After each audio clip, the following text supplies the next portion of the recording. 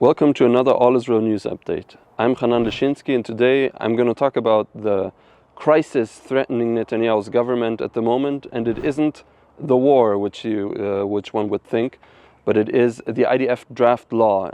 This is a crisis that has been simmering for as long as Israel has existed, and it has become worse and worse over the last 20 years, and now it is threatening to bring down Prime Minister Netanyahu's coalition at a critical moment during the war. So the core of this question is the issue of the ultra-Orthodox community in Israel, also called the Haredi community, and their relation to the Israel Defense Forces and to the army service. Until now, the large majority of ultra-Orthodox men does not serve in the army. And this understandably has caused large parts of the population to demand their recruitment in some way into the army. But since the ultra-Orthodox coalitions are part of Netanyahu's governments, reaching back to Netanyahu's first government in the 90s, they always have been a partner of his. So they always had the power to influence or threaten Netanyahu that they would leave the government, bringing down the coalition in case that a law gets passed that they don't like or they don't greenlight. So now, in this most recent crisis, once again, the Haredi ultra-Orthodox parties are protesting. They don't want a new law. They don't want to get recruited into the army. They're saying that they instead want to continue their studies. They say that their Talmud and Torah studies are almost worth the same or even more sometimes than the army service, and they want to keep the special status that they have in Israel's society at the moment. But not enough that the ultra-Orthodox parties are threatening Netanyahu's government at the moment. This crisis has engulfed basically his whole coalition. And now, at this moment, the Haredi parties are threatening, but also the left wing, basically, of this government, which is Benny Gantz's National Union, which joined after October 7th to create the current emergency unity coalition that governs Israel since October 7th. Even this more left-wing, left-leaning party is threatening Netanyahu at the moment and saying, Benny Gantz has said this explicitly, that they're going to leave the coalition unless the government finally gets its act together to solve this crisis that has been simmering for, as I said, since Israel's creation, and more drastically these past 20 years. In addition, even in Netanyahu's own party, Defense Minister Yoav Gallant has also said that he won't support proposals brought forward from the government or from the coalition unless all parts of the coalition agree.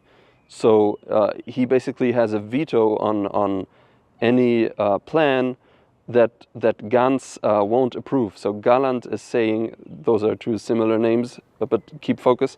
Gantz and Gallant are both saying we need a new solution, we need to solve this issue, and if Netanyahu doesn't find a solution soon, the government might come down and be toppled over this issue even while Israel is fighting the war.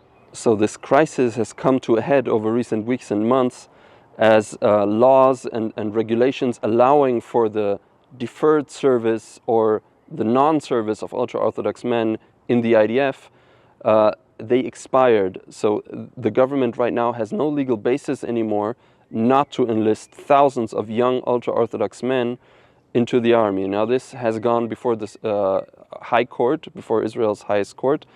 There are hearings, just this week there were hearings going on, and several more left-leaning, pro-democracy NGOs and organizations are petitioning the court to force the government to basically enforce the law and enlist thousands of ultra-Orthodox men into the army.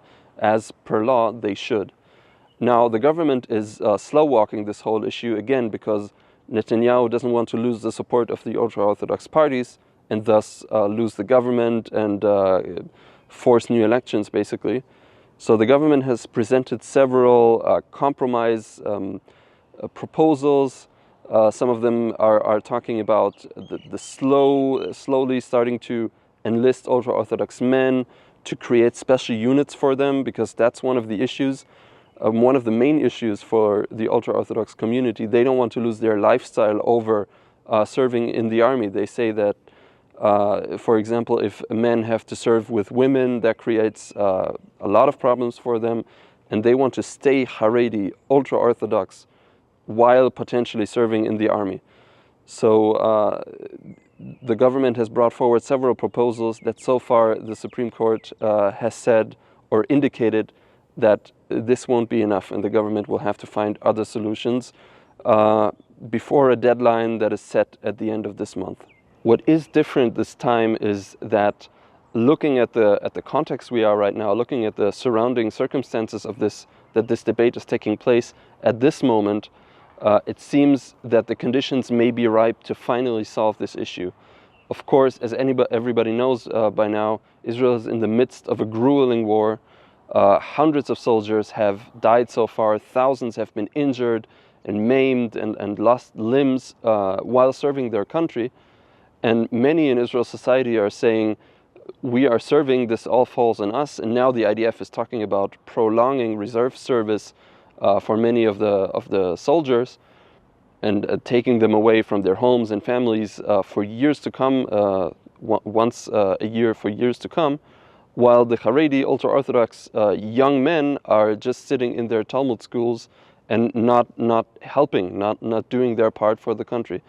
And amid all of this debate, this time, interestingly, the Supreme Court and the Supreme Court justices have indicated that they don't agree with the government. Even those that are known to be more conservative, that are known to be more on the side of the government, in their comments during Sunday's hearing, gave strong indications that they are fed up with this situation, and that they will potentially rule in favor of the petitions and force the government to either come up with an issue fast, with a solution fast, or force it to enlist thousands of ultra-Orthodox. Now, it's important to understand the scope of the potential consequences that this issue will bring, especially during the war. If, for example, as I said earlier, the court would force the government to enlist thousands, the talk has been of 3,000, but if no solution is found, there are up to 60,000 ultra-Orthodox men who, per law, at the moment have to be enlisted. If the government would take steps in this direction, the consequences would be huge for Israeli society. We already this week saw some partly violent protests by ultra-Orthodox against this issue, and this IDF draft issue is one of the most explosive issues in Haredi society, and recruits and could recruit potentially hundreds of thousands of people to go out in the streets and clash with police, which would be horrifying during the current war. Israel doesn't have the manpower to deal with stuff like this at the moment, without even going to the emotional impact this would have on Israeli society. Now, taking a step back, this issue, which has been brewing for a while, also has far-reaching consequences for Israeli society. The potential enlistment and integration of thousands of Haredi men would change Israeli society, and many are saying for the better. It would integrate a large part of society that has been keeping apart from the rest of their brothers, and bring them nearer together. Also in this, on the other hand, there is potential for more conflict, of course, when you're bringing parts together that haven't been closely associated so far. It can bring also friction, but the impact of this whole issue is huge and could change the face of Israeli society for decades to come. So this is an important issue, and if you want to follow it and gain a deeper understanding of it, visit allisrael.com, and we will continue to report for you on this issue.